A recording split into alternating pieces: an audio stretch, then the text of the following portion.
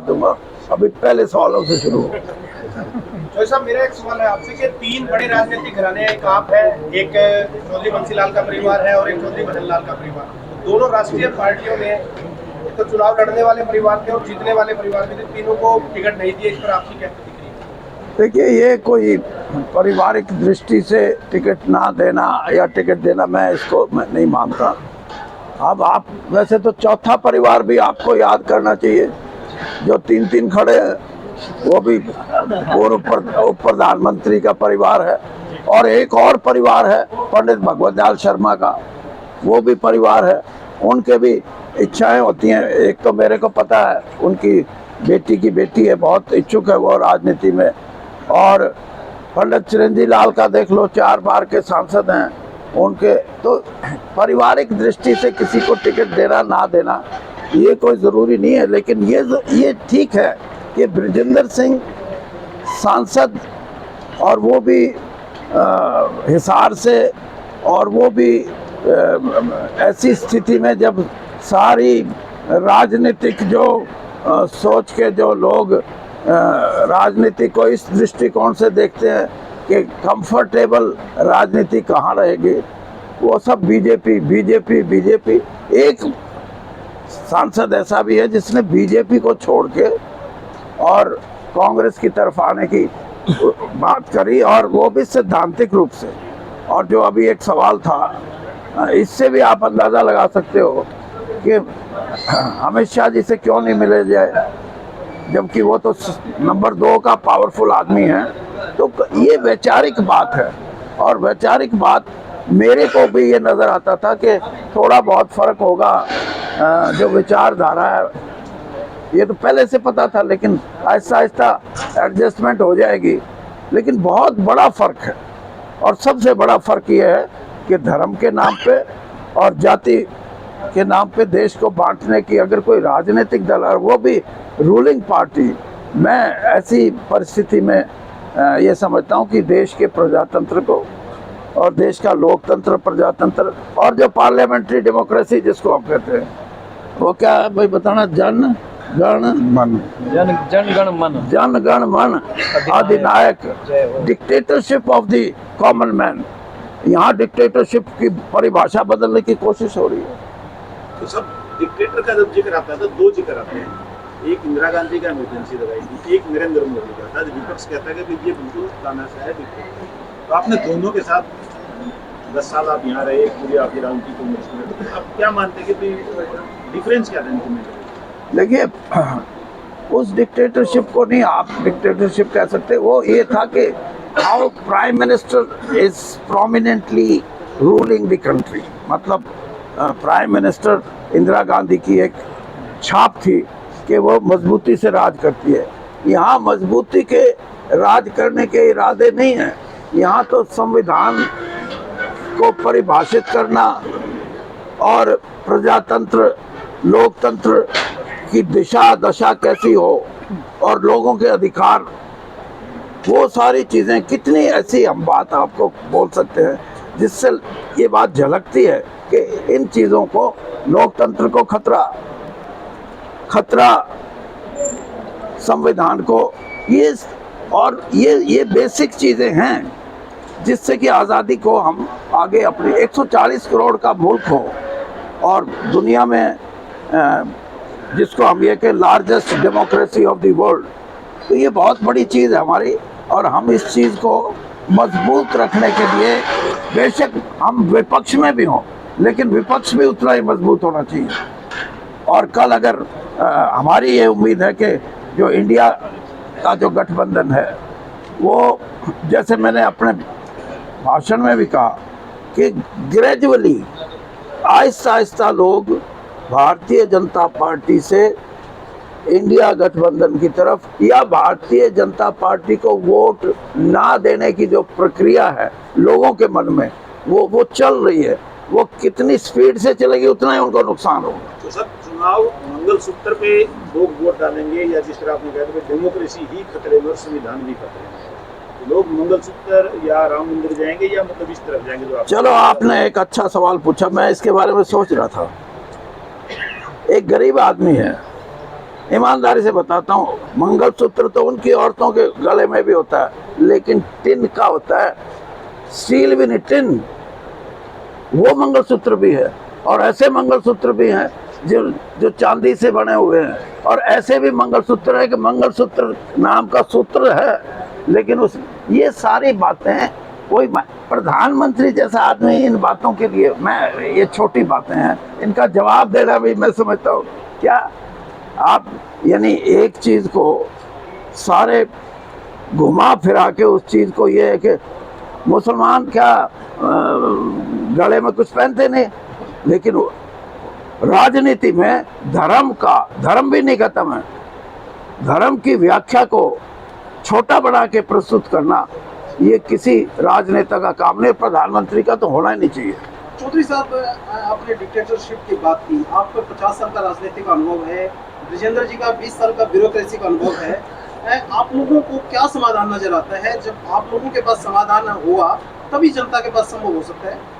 समाधान यही है, हम दो तो छोड़ के आ गए और ऐसा ऐसा लोग भी सोचेंगे। तो चौधरी साहब, आप कांग्रेस के लिए प्रचार करेंगे, पूरे हरियाणा में करेंगे? नहीं, आप पूछ लो कहाँ टाल करनी है।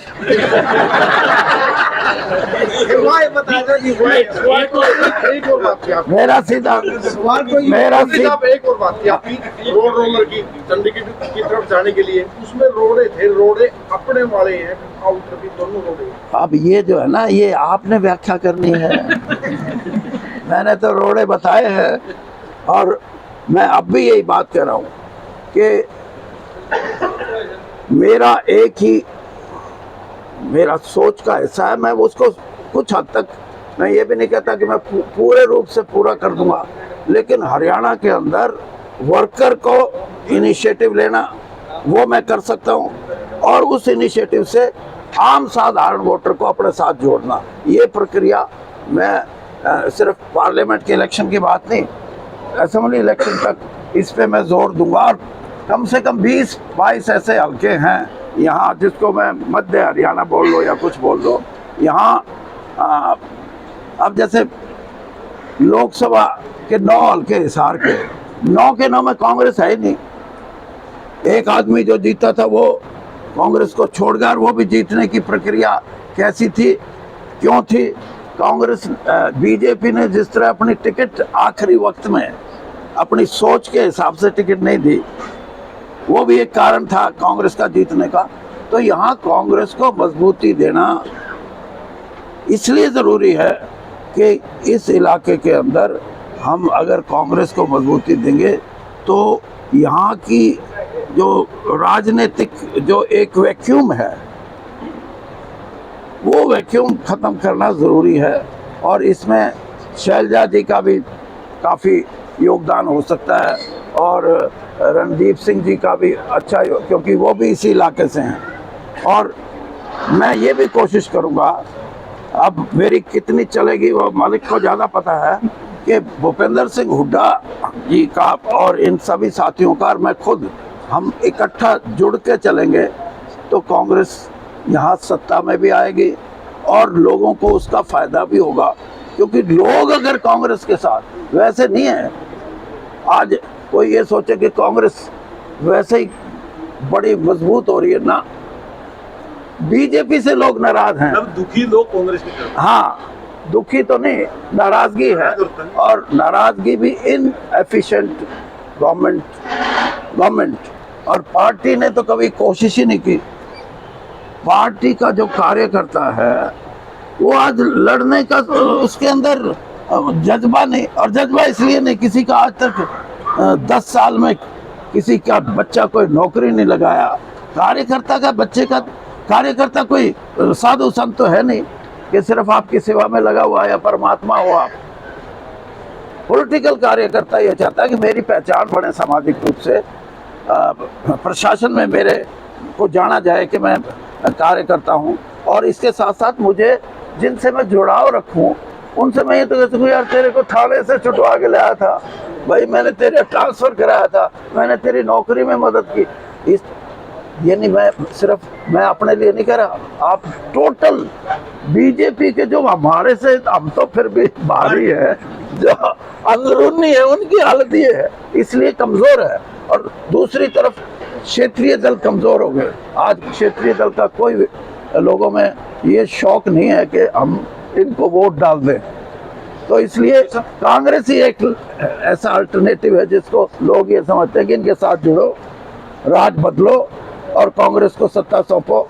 और कांग्रेस ने भी जो प्रॉमिस किए हैं या आगे असेंबली में जो अपना घोषणा पत्र लेके आएगी, उन चीजों पे भी लोगों की निगाह रहेगी कि तो सब भाजपा में नेता को भी एक कार्यकर्ता के रूप में देखा जाता है, तो आपने ये 10 साल काटे क्यों? बस मैं यही कह रहा हूँ कि ये काटते काटते 10 साल लग गए। चौधरी साहब, आपने नायब सैनी जी को प्रदेश अध्यक्ष रहते हुए पार्टी को मजबूत करने का एक गुरु मंत्र दिया था। क्या वो आपका दिया हुआ गुरु मंत्र अब भी नायब सैनी को काम आएगा? मैं ये कहता हूँ कि मेरी अगर ये पहले ही मान लेते ना, नायब सैनी से पहले वाले मुख्यमंत्री भी मान लेते, तो मेरा यही है जो हम डिस्कस कर रहे हैं कि भाई वर्कर को जान डालो वर्कर में, और फिर वर्कर लोगों को आपको के साथ जोड़ेगा। दोनों काम नहीं हुए, और नहीं हुए इसलिए मैंने मुख्यमंत्री जी जो हमारे क्या नाम खट्टर साहब, उनको कहा, मैंने कहा खट्टर जी 2 चीज़ें हैं मेरे मन में, आप एक चीज़ लोगे तो एक बात है, नहीं लोगे तो कहने लगे क्या? मैंने कहा एक तो चीज़ है आपकी विचारधारा, उसका अगर सिर्फ प्रचार करना है तो तीसरी टर्म आपको नहीं मिलती। और अगर एक साल पहले की बात है, या इस विचारधारा को 1 साल के लिए रख के आप चुनावी विचारधारा में आ जाओ, पॉलिटिकल हो जाए, हाँ, तो तीसरी बार मौका लग सकता है बीजेपी का और आपका। तो मेरे को बात में अच्छा, एक मिनट लेट मी कंप्लीट। ये बात करते करते 2 मिनट के बाद सोच के कहने लगे, ऐसा चौधरी साहब एक बात बताओ। मैंने कहा क्या? कि दोनों इकट्ठी नहीं चल सकती। अब बताओ, मतलब चोपड़ी और दो ऐसे नहीं होता। और वही हुआ। चौधरी साहब, आप ने निशाना साधा है टिकट ना मिलने पर, वीरेंद्र परिवार ना घर का रहा ना बाहर। कौन कह रहा है? अब तो दुष्यंत से पूछ लो आप कहाँ के रहे हो। चौधरी साहब, आप राजनीति का आपको ज्योतिषी कहते हैं, तो क्या भविष्यवाणी रहेगी अब? मेरी भविष्यवाणी यही है कि 1 महीना है चुनाव, 1 से भी ज्यादा है। मतलब लास्ट जो है 1 तारीख को है ना, 1 जून को। हाँ, 1 जून तक निराशाजनक स्थिति जिस वोटर के मन में है, वो किस तेजी से अपने कदम बढ़ाता है दूसरी तरफ, वो वोटों की गिनती का और सीटों की गिनती का निर्णायक भूमिका वो अदा करेगा। तो सब सत्तावर नेता कहते हैं कि वही कांग्रेस है, कांग्रेस भी वही है, उसके बारे में क्या प्रतिक्रिया? ज्यादातर टिकटें उन्हीं के अनुशंसा पे दी गई है। इनकी बात आप क्या कह रहे थे? मैं ये कह रहा हूँ कि एक जो पावरफुल नेता अपने आप को समझते हैं हरियाणा के अंदर, वो कह रहे हैं कि कांग्रेस भी मैं ही हूँ और मैं ही कांग्रेस हूँ। तो इस पर क्या प्रतिक्रिया? किसने कहा? किसका नाम ले फिर बताता हूँ। कब कहा? तो बोले कितनी बार आ चुका है? नहीं, ऐसा नहीं।